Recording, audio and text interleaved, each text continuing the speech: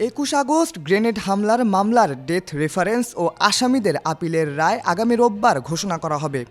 বিচারপতি AKM আসাদুজ্জামান ও বিচারপতি সৈয়দ এনায়েত হোসেনের হাইকোর্ট বেঞ্চ এ রায় দেবেন। শনিবার ৩০ নভেম্বর আসামিপক্ষের আইনজীবী মোহাম্মদ শিশির মুনির বিষয়টি নিশ্চিত করেছেন। গ্রেনেড হামলা ও হত্যা মামলায় সাবেক স্বরাষ্ট্র প্রতিমন্ত্রী লুৎফুজ্জামান বাবর, সাবেক উপমন্ত্রী আব্দুস সালাম পিন্টু সহ ১৯ জনকে ফাঁসি এবং বিএনপির senior vice chairman Tarique Rahman, Begum Khaleda জিয়ার রাজনৈতিক সচিব হারিস চৌধুরী, বিএনপির নেতা কাজী শাহ মোয়াজ্জেম হোসেন, কায়কোবাদ সহ ১৯ জনকে যাবজ্জীবন কারাদণ্ড দিয়েছেন বিচারিক আদালত।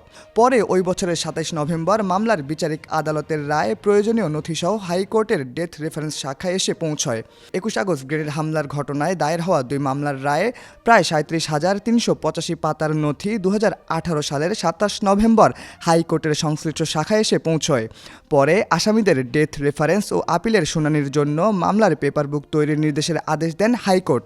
সেই আদেশের ধারাবাহিকতায় অগ্রাধিকার ভিত্তিতে ১০,৫০ পৃষ্ঠার পেপার বুক প্রস্তুত করা হয়।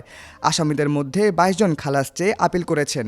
অপরদিকে ১২ জন আসামির জেল আপিল দায়ের করা হয়েছে। ২০০৪ সালের ২১ আগস্ট বিকেলে রাজধানীর বঙ্গবন্ধু এভিনিউয়ে আওয়ামী লীগের সমাবেশে গ্রেনেড হামলার ঘটনা ঘটে।